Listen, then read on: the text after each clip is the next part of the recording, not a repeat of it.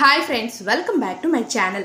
So ఈరోజు కూడా useful kitchen టిప్స్తో అయితే మీ ముందుకు వచ్చేసాను. మన ఛానల్లో టిప్స్ అండ్ ట్రిక్స్ అనేవి చాలా వరకు ఉన్నాయి. సో డెఫినెట్గా చూడండి, మీకు చాలా బాగా హెల్ప్ అవుతాయి.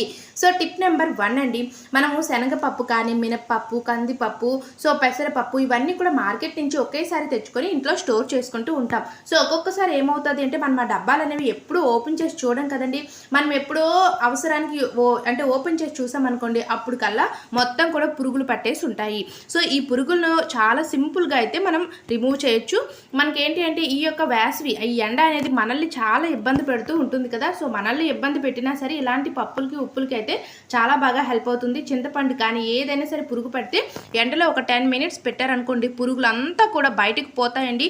ఎండ అంటే ఇలా అలా లేదు కదా. సో ఈ ఎండకి మనమే తట్టుకోలేకపోతున్నాం.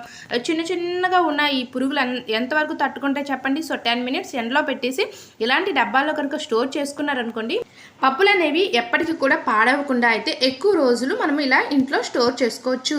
నెక్స్ట్ టిప్ నెంబర్ 2, ఈ యొక్క సమ్మర్లో మనకి చాలా వరకు కూడా ఏది పొద్దున్న కర్రీ ఏదైనా ఉండామనుకోండి, ఆఫ్టర్నూన్ లేదా ఈవినింగ్ కల్లా కర్రీ అనేది స్మెల్ వచ్చేస్తూ ఉంటుంది. సో ఈ ఒక్కక మనమే ఉండలేకపోతున్నాం. కూరలు ఏముంటాయి చెప్పండి.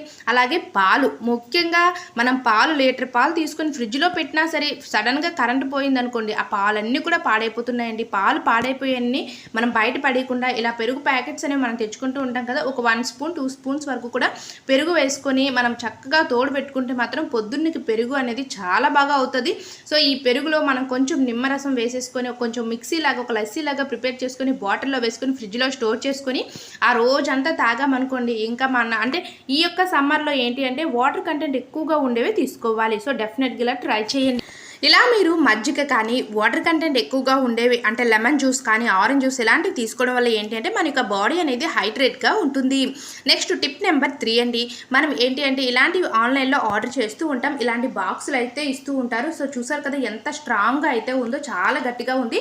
ఇలాంటి బాక్సులు మనం ఊరికే డస్ట్బిన్లో పడేస్తామా చెప్పండి, మనసు ఒప్పది కదా. సో అలాంటప్పుడు ఇలాంటి బాక్సులు ఇలాంటి అంటే నెయిల్ కటర్స్ కానీ లేదా బ్యాంగిల్స్ కానీ లేదా మీరు ఏదైనా సడన్గా క్యాంప్ వెళ్ళారనుకోండి, అన్నీ కూడా హ్యాండ్ బ్యాగ్లో పెట్టడం కంటే కూడా ఏవైనా ఫౌండేషన్స్ కానీ అలాంటివి మీ మేకప్ కిట్ కానీ లేదా ఇలాంటి ఇయర్ బడ్స్ కానీ, సో చిన్నపిల్లలు ఉన్నారనుకోండి, చిన్నపిల్లలకి ఇయర్ బడ్స్ అనేవి తప్పకుండా యూజ్ చేయాలి. ఇయర్ బడ్స్ కానీ లేదా ట్యాబ్లెట్స్ కానీ వీటిని ఇందులో స్టోర్ చేసేసుకొని మనం చక్కగా హ్యాండ్ బ్యాగ్లో పెట్టుకుంటే మాత్రం మనకి చాలా అంటే చాలా బాగా ఉంటుందండి. సో మనం హ్యాండ్ బ్యాగ్లో అన్నీ కూడా చల్లా చెదిరి అవ్వకుండా ఒకే ప్లేస్లో ఉన్నట్టు ఉంటుంది. సో డెఫినెట్గా ట్రై చేయండి, యూజ్ అవుతుంది. నెక్స్ట్ టిప్ నెంబర్ 4 అండి, సో ఇది చాలా బాగా హెల్ప్ అవుతుంది. ప్రతి ఇంట్లో కూడా రైస్ అనేది పక్కాగా ఉంటుంది. సో మనం తింటుందే అన్నం కదండి.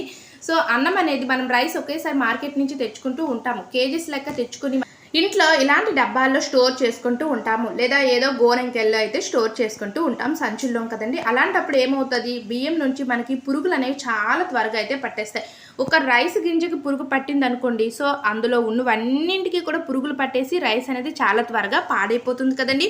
సో రైస్ అనేది పురుగు పట్టకుండా ఉండాలి అంటే అగ్గిపెట్టె అనేది ఉంటుంది కదా, అగ్గిపెట్టెలో పుల్లలు అనేవి ఇందులో వేసేయండి. సో ఎందుకు ఇలా అగ్గి పుల్లలు వేస్తున్నారు అంటే మాత్రం అగ్గి పుల్లలకి వచ్చే ఘాట్ ఏంటి అంటే మనకి రైస్లో పురుగు పట్టకుండా అలాగే చిన్న చిన్న పురుగులు ఏవి కూడా రాకుండా అయితే చాలా బాగా హెల్ప్ అవుతుందండి. సో డెఫినెట్గా ట్రై చేయండి.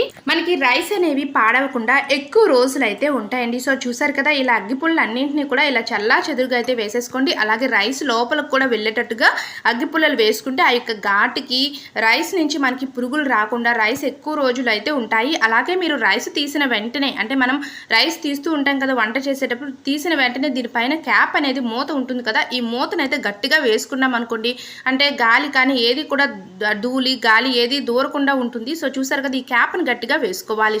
ఫ్రెండ్స్ చూసారు కదా, ఈ టిప్స్ మీకు యూస్ అయినట్లయితే ప్లీజ్ లైక్ చేయండి. అలాగే ఛానల్కి సపోర్ట్